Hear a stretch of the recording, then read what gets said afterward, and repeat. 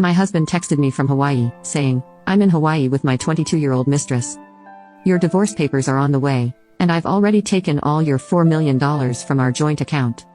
I couldn't help but laugh, and replied by sending him my account statement, which showed $4 million in credit, because the account he emptied was actually. The text came while I was helping customers at my boutique. "I'm leaving you and moving to New York with my 21-year-old girlfriend. I've already emptied our joint account." My hand stayed steady as I read it. My voice didn't shake as I helped Mrs. Timothy pick out a scarf. The only sign that my husband of 13 years had just ended our marriage by text was a small tightening around my eyes. I waited until Mrs. Timothy left, her purchase wrapped in our usual silver paper, before I typed my response, "Good luck. My name is Kelly, I'm 39, and today I got the coldest goodbye message ever." But while Adam was probably feeling proud of his dramatic exit, thinking I'd be crying over his betrayal, I was calmly closing my boutique for the day.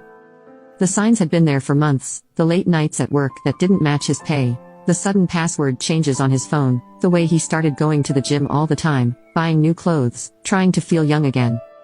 4 months ago, I found a receipt for dinner for two at a fancy restaurant, on a night he had said he was working late.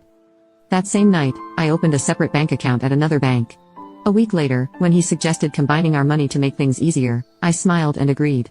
Meanwhile, I quietly moved my personal savings to my new account, the joint account he just emptied.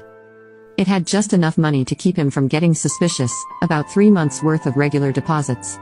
The rest was safely in my account, along with detailed records of every shady transaction he'd made over the past year. My phone buzzed again. "Don't bother begging. Lauren and I leave tomorrow. I'll send for my things later." Lauren, the new receptionist at his office. I had met her at the company Christmas party. I saw how she laughed too hard at Adam's jokes, how she touched his arm when she thought no one was looking. She was young enough to be his daughter, naive enough to think she was special. I didn't reply to his text. Instead, I called my lawyer, the one I had spoken to 2 months ago when I saw hotel charges on our credit card. "It's time," I said. "He just made his move." "The papers are ready," she replied. "I'll file them first thing tomorrow. Do you want him served in New York?" "No rush, let him think he's won first." Another text from Adam. "I know this must be hard for you. You're not getting any younger, after all. At least you have your little shop to keep you busy." My little shop. The successful boutique I had built from nothing. The one that made more money than his middle management job. The one whose profits I had wisely kept separate from our shared finances.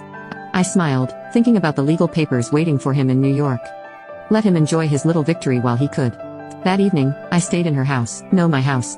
The one I inherited from my grandmother. The one I had never put Adam's name on, despite his many hints over the years. Another smart decision. While gathering the paperwork for my lawyer, I found our wedding album.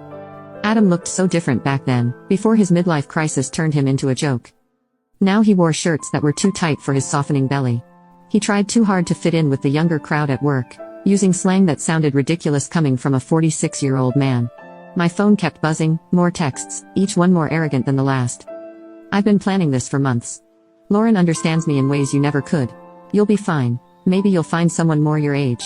I already told my family. They agree. We grew apart. It's nobody's fault, really." I took screenshots of every message and saved them in my evidence folder. Let him keep talking. My lawyer would love the proof, his confession that he had planned this, his bragging about draining our account. Then the last message caught my eye. "By the way, I used the joint card to book our flights and hotel. Consider it my parting gift." "Oh, perfect." I called the credit card company. "Mrs. Walters speaking. I need to report fraud and cancel a card immediately." "Of course, ma'am. Can you tell me which charges?" 3 first-class tickets to New York, booked today. A hotel stay at the Royal Palm. And I need to remove my husband as an authorized user. "Do you have proof of the fraud?"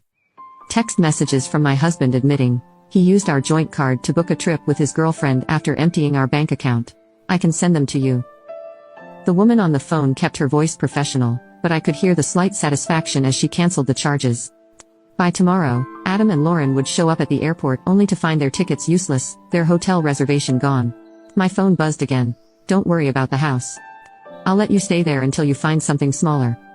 I actually laughed out loud. Did he really think he had any right to my grandmother's house? Had his ego gotten so big that he forgot whose name was on the deed? Another text. "I know the shop means a lot to you. We can figure out a fair price for your half." My half of my business, the one I built? The one I funded while he complained about my long hours and called it a hobby. I poured myself a glass of wine, the good kind, the kind I had been saving for a special occasion. This counted. Tomorrow, Adam would get a lesson in property law and separate assets. But tonight, I would enjoy the quiet and start planning my next chapter. The next morning, my phone lit up with angry messages. What the hell did you do to our credit card? The airline won't let us board. The hotel canceled our reservation. Answer me. I put my phone on silent and headed to my boutique. Wednesdays were always busy, and I had a new shipment of designer handbags to unpack. Life goes on. Now you can watch the second part by pressing share and more.